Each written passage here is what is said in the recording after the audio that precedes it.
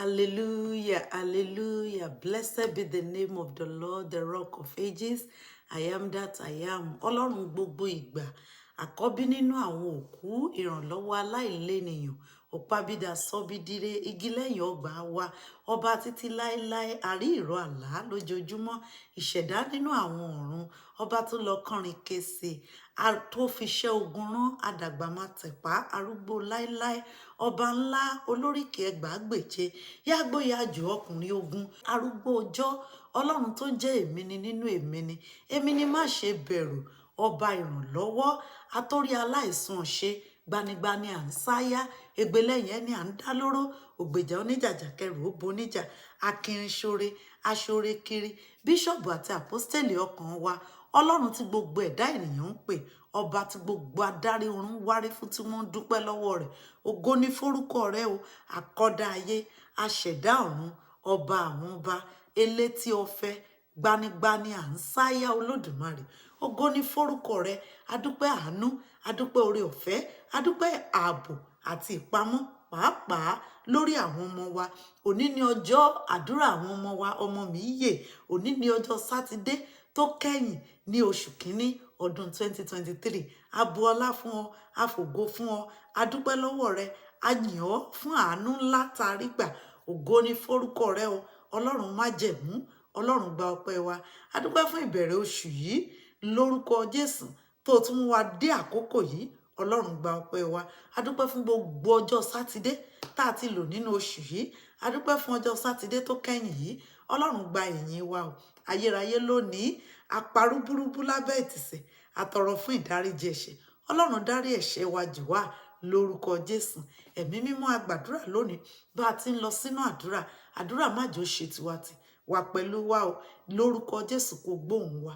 Jésù agbára wa. Ọlọ́run ní ká súre fún àwọn ọmọ wa lónìí. Lóòótọ́ mi ò mọ ohun tọ́lọ́run fẹ́ ṣe nínú ayé wọn, ṣùgbọ́n mo mọ̀ pé ọlọ́run fẹ́ ṣe ohun pàtàkì kan, òun ló ṣe ní ká súre fún wọn. Bẹ̀rẹ̀ sí ní súre fún àwọn ọmọ rẹ níbikíbi tó bá wà. Fi ọkàn rẹ bí òbí kò fi súre fún wọn. Mo gbàdúrà lónìí gbogbo àwọn ọmọ wa lórúkọ Jésù, wọn ó yanjú lórúkọ Jésù. Àtọmọ mi àtọmọ rẹ lórúkọ Jésù, ọkàn wọn yóò balẹ̀. Ọdún 2023 yìí àṣírí wa kò ní tú lórí àwọn ọmọ yẹn lórúkọ Jésù. Àtèmi àtiwọ́ orúkọ Jésù, ọ̀run á daṣọ àṣírí bò wá lórí àwọn ọmọ wa ní ọdún 2023 yìí. Igi lẹ́yìn ọgbà àwọn ọmọ wa lórúkọ Jésù, wọn ò ní wó lulẹ̀ lórúkọ Jésù. Ní ọdún 2023 ayé àwọn ọmọ wa ò ní mọ ìkorò, ayé wọn ò ní mọ ogun, ayé wọn ò ní mọ ìdìbàjẹ́, ayé wọn ò ní mọ ẹkún, ayé wọn ò ní mọ àdánù, ayé wọn ò ní mọ orí burúkú lórúkọ Jésù. Ní ọdún 2023 gbogbo ohun rere tí àwọn ọmọ wa bá nawọ́ sí lọ́run yóò ṣe fún wọn ní ọdún 2023 yìí lórúkọ Jésù. Mo gbàdúrà ọlọ́run yóò gbé àwọn ọmọ wa sókè, ọlọ́run yóò gbé wọn dìde lórúkọ Jésù ní ibi òkè lórúkọ Jésù. Ọ̀run yóò náwó àwọn ọmọ wa sókè níbẹ̀ ní ọdún 2023 yìí. Mo gbàdúrà èyí tó wáṣẹ́ nínú àwọn wa wọn ò rí iṣẹ́ rere lórúkọ Jésù. Ẹni wáṣẹ́ nínú àwọn ọmọ wa ní ọdún 2023 yìí wọn ò rí iṣẹ́ rere. Ẹni wá aya wọn ò rí aya rere, wọn ò rí aya rere fẹ́. Ẹni wá ọkọ yóò rí ọkọ rere fẹ́. Ẹni tó ń fẹ́ ìdùnnú, ọlọ́run yóò mú inú rẹ̀ dùn. Ẹni tó ń fẹ́ ìgbésókè, ọ̀run yóò gbé lórí sókè. Ẹni tó ń fẹ́ ìyípadà rere sí rere, ọlọ́run yóò yí ayé rẹ̀ padà. Ọlọ́run yóò rán ìrànlọ́wọ́ sí àwọn ọmọ wa nínú ọdún yìí lórúkọ Jésù. Mo gbàdúrà ní ọdún 2023 yìí àwọn ọmọ wa ò ní dánìkan rin ìrìn àjò ọdún náà. Ọlọ́run yóò bá wọn rin ìrìn àjò náà. Ọlọ́run yóò bá wọn ru ẹrù ayé wọn. Ẹrù wọn ò ní wúwo fún ọlọ́run láti rù ní ọdún 2023 yìí lórúkọ Jésù. Àtèmi àtiwa ò ní mọ ìtìjú lórí ọmọ, a ò ní mọ ẹkún lórí ọmọ lórúkọ Jésù. Ọmọ aráyé wọn ò ní dẹ̀mí àwọn ọmọ wa légbodò lórúkọ Jésù. Lọ́dún 2023 yìí ọ̀run ò ní sọ èmi àti rẹ di wèrè lórí ọmọ o lórúkọ Jésù. Ọmọ aráyé ò ní gbaṣọ ìyè ọmọ lára èmi rẹ ní ọdún 2023. Ní ọdún 2023 yìí àwọn ọmọ wa ò ní tẹlẹ̀ lójú, wọn ò ní ṣílẹ̀ tẹ̀, wọn ò ní ṣì jẹ, wọn ò ní ṣọ̀rọ̀ sọ lórúkọ Jésù. Mo gbàdúrà lọ́dún 2023 yìí, ẹni tọ́lọ́run ti bínú sí, wọn ò ní bá àwọn ọmọ wa kẹ́gbẹ́ pọ̀ lórúkọ Jésù. Ní ọdún 2023 yìí, ohun táwọn ọmọ wa fi ń wo Ọlọ́run, èṣù ò ní bàjẹ́ mọ́ wọn lọ́wọ́. Ní ọdún 2023 yìí, àṣírí àwọn ọmọ wa ò ní tú fọ́tayọ̀. Ní ọdún 2023 yìí, lórúkọ Jésù, wọn ò ní gbórúkọ àwọn ọmọ wa ní ibi ìparun, wọn ò ní gbórúkọ wọn lọ́gbà ẹ̀wọ̀n lórúkọ Jésù. Mo súre sínú ayé àwọn ọmọ yẹn lórúkọ Jésù, ní ibi ìṣerere, ní ibi ọlá, ní ibi òkè, ní ibi iyè, ní ibi ẹ̀yẹ, níbẹ̀ lórúkọ àwọn ọmọ wa ti máa jáde lórúkọ Jésù. Ní ọdún 2023 yìí, ogun ó kéré ó tóbi ni kò ní já àwọn ọmọ wa. Ní ọdún 2023 yìí, àránsí ayé, àpèpá, àṣàsí ayé lórúkọ Jésù kò ní ran àwọn ọmọ wa. Ní ọdún 2023 yìí, ìdágìrì lórúkọ Jésù kò ní dìde sí àwọn ọmọ wa. Ní ọdún 2023 yìí, ọfà ayé ò ní bá àwọn ọmọ wa o.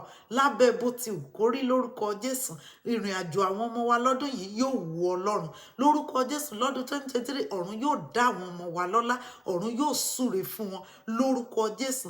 Ní ọdún 2023 yìí, mo súre bí ikọ̀ àti ìríjú Olódùmarè, ẹnu èmi àti rẹ ò ní pasíra lórí ọmọ lórúkọ Jésù. Ní ọdún 2023 yìí, ẹnu wa ò ní kan lórí ọmọ lórúkọ Jésù. Mo gbàdúrà lọ́dún 2023 yìí, a ò ní ṣọ̀fọ̀ ọmọ o.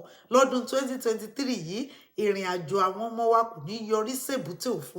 Ní ọdún 2023, gbogbo ibi tí àwọn ọmọ wa bá dé, àánú yóò sọ̀rọ̀ fún wọn níbẹ̀. Gbogbo ohun tó bá nawọ́ sí rere lórúkọ Jésù, àánú yóò gbà fún wọn lórúkọ Jésù. Ní ọdún 2023 yìí, mo gbàdúrà ìrìn àjò àwọn ọmọ wa, orúkọ Jésù, ọ̀run yóò ṣáájú wọn rin ìrìn àjò náà. Lórúkọ Jésù, ní ọdún 2023 yìí, mo gbàdúrà àwọn ọmọ wa wọ́n rí ìrànlọ́wọ́ Ọlọ́run, wọ́n rí ìrànlọ́wọ́ ènìyàn lórúkọ Jésù. Ní ọdún 2023 yìí, lórúkọ Jésù, gbogbo ẹ̀dá tọ́lọ́run dá yóò ràn àwọn ọmọ wa lọ́wọ́. Dúdú yóò ràn àwọn ọmọ wa lọ́wọ́, funfun yóò ràn wọ́n lọ́wọ́, pupa yóò ràn wọ́n lọ́wọ́, ọkùnrin á ràn wọ́n lọ́wọ́, obìnrin á ràn wọ́n lọ́wọ́, ọmọdé á ràn wọ́n lọ́wọ́, àgbàlagbà á ràn wọ́n lọ́wọ́, arúgbó á ràn àwọn ọmọ wa lọ́wọ́. Ní ọdún 2023, gbogbo ibi tó orúkọ wọn bá dé, lórúkọ Jésù, mo gbàdúrà gbogbo ibi tórúkọ wọn bá dé, Ọlọ́run kó wà níbẹ̀ pẹ̀lú wọn lórúkọ Jésù. Gbogbo ibi tórúkọ àwọn ọmọ wa bá dé, àánú kó sọ̀rọ̀ níbẹ̀ lórúkọ Jésù. Àwọn ọmọ wa yóò rí àánú Ọlọ́run ní ọdún 2023. Wọn ò rí ìkẹ́ Ọlọ́run, wọn ò rí ìgẹ́ Ọlọ́run, wọn ò rí ààbò Ọlọ́run, wọn ò rí ìgbéga Ọlọ́run, wọn ò rí ìrànlọ́wọ́ Ọlọ́run lórúkọ Jésù. Ní ọdún 2023 yìí, orí àwọn ọmọ wọn ò ní burú, ìṣẹ̀dá wọn ò ní gbàbọ̀dè lórúkọ Jésù. Ayé ò ní porí wọn sí búburú o lórúkọ Jésù. Ní ọdún 2023 yìí, mo gbàdúrà ọdún ìrọ̀rùn ni yóò jẹ́ fún wọn lórúkọ Jésù. Gbogbo ohun tí wọ́n ti lé láì mọye ọdún 2023 yìí yóò jẹ́ ọdún ẹ̀rí nínú ayé àwọn ọmọ wa sí rere lórúkọ Jésù. Ọdún 2023 yìí, mo gbàdúrà lórúkọ Jésù. Lọ́dún 2023, ọmọ mi, ọmọ rẹ, wọn ò ní ṣubú dànù lórúkọ Jésù. Lórúkọ Jésù, ìjàmbá ò ní jẹ́ tiwọn lórúkọ Jésù. Lọ́dún 2023, wọn ò ní kẹsẹ̀ sínú ìparun. Ní ọdún 2023 yìí, mo gbàdúrà lórúkọ Jésù fún àwọn ọmọ wa, wọn ò ní kó ìjàmbá lábẹ́ bó ti wù kó rí. Lọ́dún 2023, wọn ò ní ṣàìsàn, wọn ò ní rí ìdààmú, wọn ò ní rí ẹkún lórúkọ Jésù. Lọ́dún 2023 yìí, ààbò ọ̀gá ògo lórúkọ Jésù yóò dájú lórí wọn. Bíbélì sọ wípé àlàáfíà mi ni mo fi fún yín, kì í ṣe bí ayé ti ń fi fún ni. Àlàáfíà àwọn ọmọ wa lọ́dún yìí ò ní di fíafíà lórúkọ Jésù. Mo ní àlàáfíà ọmọ èmi rẹ lọ́dún yìí kò ní di fíafíà orúkọ Jésù. Ọlọ́run yóò fún wọn ní àlàáfíà, Ọlọ́run yóò fún wọn ní ìsinmi, Ọlọ́run yóò fún wọn ní ìrọ̀rùn lórúkọ Jésù. Mo gbàdúrà ní ọdún 2023 yìí, ọ̀gá ògo yóò kó wọn sí abẹ́ ìpamọ́. Bíbélì sọ wípé àwọn tó bá gbẹ́kẹ̀lé Olúwa, wọn ó dàbí òkè Síónì tí a kò lè ṣí nídìí lórúkọ Jésù. Lọ́dún 2023, ayé ò ní ṣí ọmọ èmi rẹ nídìí o lórúkọ Jésù. Ayé ò ní mọ àṣírí ẹwà ọmọ èmi rẹ ní ọdún yìí lórúkọ Jésù. Mo gbàdúrà gbogbo àwọn ọmọ wa pátápátá, abẹ́ ààbò ọ̀gá ògo ni àwọn ọmọ wa yóò forí pamọ́ sí lórúkọ Jésù. Bíbélì sọ wípé orúkọ Olúwa ilé ìṣọ́ agbára ni, olódodo sá wọnú wọ́n sì yè ní ọdún 2023 yìí. Àwọn ọmọ wa sá wọnú Kristi, àwọn ọmọ wa yóò yè lórúkọ Jésù. Wọn ò ní sá kúrò ní abẹ́ àánú Ọlọ́run lórúkọ Jésù. Yóò dára fún àwọn ọmọ wa, Ọlọ́run yóò bá wa súre fún wọn, ọkàn wa yóò balẹ̀ lórí ọmọ, àánú Ọlọ́run yóò dìde fún wa lórí ọmọ. A gbàdúrà fún gbogbo àwọn tó ń wojú Ọlọ́run, ọlẹ̀ ayọ̀ kó lọ sọ nínú yín, Ọlọ́run ìrọ̀rùn kó dìde fún yín, kó ràn yín lọ́wọ́, kó mú kọ́lẹ̀ ayọ̀ ó sọ nínú yín, kẹ́yìn náà kẹ́ gbọ́mọjó lórúkọ Jésù. Gbogbo ẹ̀yin tí ẹ lọ tẹ́ ẹ rìnrìn àjò, àánú Ọlọ́run kó máa bá yín lọ, ẹ ò ní forí sọ lórúkọ Jésù, ẹ ò ní figbó ṣọ̀nà, ẹ ò ní fọ̀nà ṣegbó lórúkọ Jésù. Gbogbo ẹni tó ń ṣàìsàn, àánú Ọlọ́run kó dìde fún yín, Ọlọ́run kó nawọ́ ìwòsàn sí yín o lórúkọ Jésù.